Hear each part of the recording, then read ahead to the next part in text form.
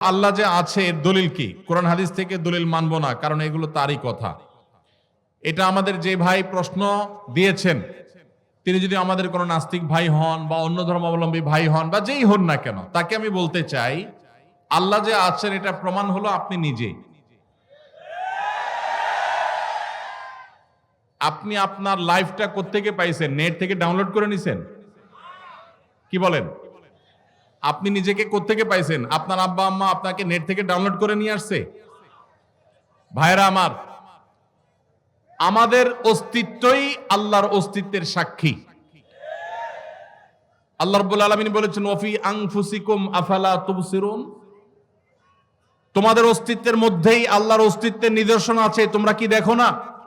ভাইরা আমার, আল্লাহর এই বিশাল সৃষ্টি জগৎ, এই মহা সৃষ্টি, এত বিশাল সৃষ্টি জগৎ দেখার পরও যদি কেউ স্রষ্টাকে বিশ্বাস করতে কষ্ট হয়, তাহলে তার মতো হতভাগা আর কে হতে পারে? ভাইরা আমার, এই সৃষ্টি জগৎই স্রষ্টার অস্তিত্বের সাক্ষী। আল্লাহ রাব্বুল আলামিন আল্লাহর এই সৃষ্টি জগৎ দেখে, তার সুনিপুণ সৃষ্টি দেখে আল্লাহর অস্তিত্ব এটা খুঁজে পাওয়ার হেদায়েত, তৌফিক আল্লাহ তাআলা আমাদেরকে দান করুন।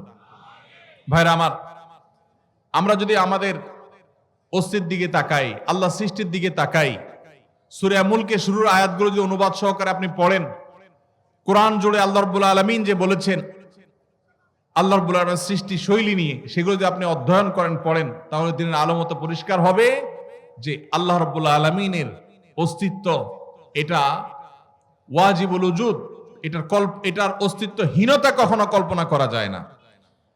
এটা নিয়ে দীর্ঘ আলোচনা করার সুযোগ নেই, শুধু এটুকুই বললাম যে আপনার আমার সৃষ্টি এটাই আমাদের স্রষ্টার কথা স্মরণ করিয়ে দেয়। কারণ স্রষ্টা ছাড়া কখনো সৃষ্টি হতে পারে? ছোট বড় এমন কিছু পৃথিবীতে নাই যেটা কেউ তৈরি করা ছাড়া আসছে। মাইকটা কেউ তৈরি করেছেন, এই পানির বোতলটা কেউ তৈরি করেছেন, এই কাগজটা কেউ তৈরি করেছেন।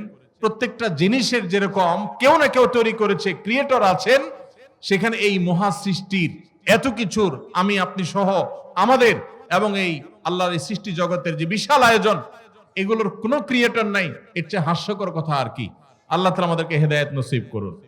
হেদায়েত যদি আল্লাহ তাআলা কাউকে দান না করেন, তাহলে সেক্ষেত্রে সে অনেক নলেজ অর্জন করার পরও সঠিক পথে হয়তো আসবে না। এই জন্য আল্লাহর কাছে হেদায়েত চাইতে আমাদেরকে শিক্ষা দেওয়া হয়েছে। ইহদিনাস সিরাতাল মুস্তাকিম, আমরা সে দোয়া আল্লাহ তাআলার কাছে করবো ইনশাআল্লাহ।